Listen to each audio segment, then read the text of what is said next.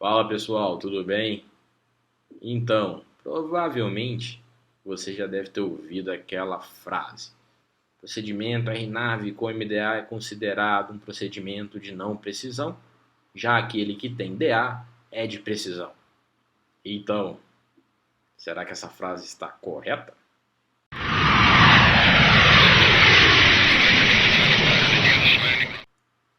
Bom, antes da gente aprofundar no assunto, vale lembrar que a gente já postou lá no Instagram da Flaps One a respeito do fim dos procedimentos RNAV. O BSEA ele iniciou um processo, basicamente, né, de mudança de nomenclatura desses procedimentos. Então, cada vez mais vocês vão ver que eles vão ser chamados de RNP. Pra você saber um pouquinho mais, para entender isso aí, essa mudança, tem que acessar lá o Instagram da Flaps One, que é o @FlapsOneBR. Então aí a gente vai para o que interessa, né? Vamos lá matar essa pane. Então, para isso, a gente tem que consultar o DOC 8168 da ICAO, que é basicamente a Bíblia dos procedimentos de voo por instrumentos. Então, qualquer dúvida que você tiver a respeito de IFR, cara, checa o DOC 8168 da ICAO, que vai estar lá, com certeza. Então é o seguinte, quando a gente pega ele e começa a pesquisar, a gente consta que, sim, os procedimentos RNAV e RNP com MDA eles são classificados como de não precisão. E lembrando que MDA é aquela altitude em que o piloto somente pode descer abaixo dela, caso obtenha referências visuais com a pista ou os auxílios luminosos, beleza? Enfim, você já deve estar se perguntando aí, tá? Beleza, o que tem MDA é de não precisão e os que tem DA? Vamos lá. Então, os procedimentos RNAV e RNP com DA, eles são classificados como APV, que significa Approach with Vertical Guidance, aproximação com guia vertical.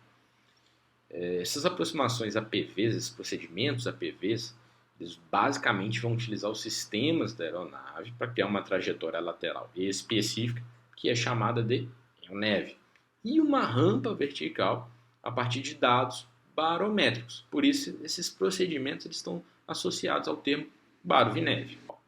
Justamente por essa capacidade em criar uma rampa eletrônica, esses procedimentos foram promulgados com uma DA.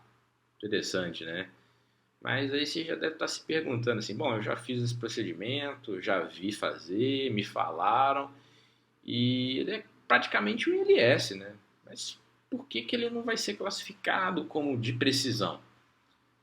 Bom, na prática, de fato, eles vão possuir os mínimos bem próximos ali de um ILS.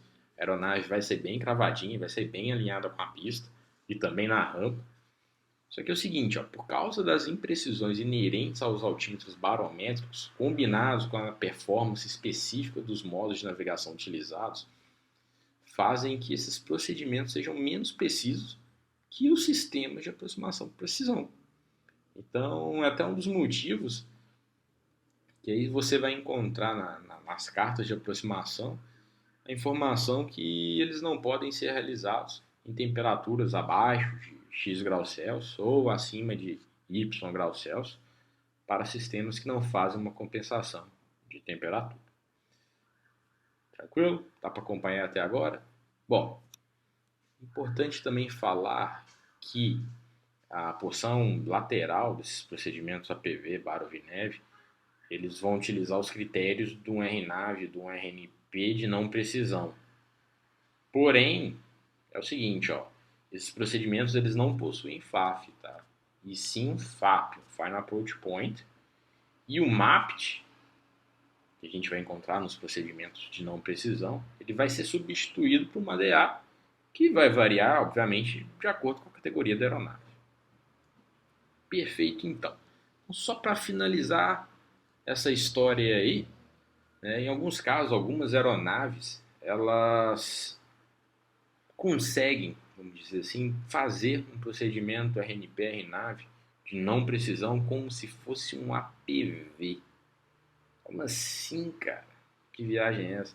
Bom, É o seguinte, acontece que com a tecnologia embarcada, essas aeronaves elas são homologadas, importante falar isso, já que fazer não significa que pode fazer. Então elas são capazes e homologadas a projetar uma rampa constante de 3 graus a partir do FAF até a MDA. Então na prática aí, essa MDA ela vai funcionar como se fosse uma DA, já que a partir dali, se o piloto manter a MDA, ele vai acabar ocasionando uma aproximação destabilizada. E aí todo mundo já sabe, aproximação destabilizada tem que arremeter, ou seja, não vai pousar. Enfim, essa história aí, né, dessa trajetória, a gente pode falar em outro vídeo, quando a gente vai tratar um pouquinho sobre o conceito de VDP. Bom, mas é isso aí, pessoal. Espero que vocês tenham gostado. Se tem algum comentário, alguma dúvida, deixa aí embaixo nos comentários que a gente já pesquisa, já mata a pane. E é isso aí. Dá um like no vídeo pra gente, compartilha com a galera. Um abraço e até a próxima. Valeu!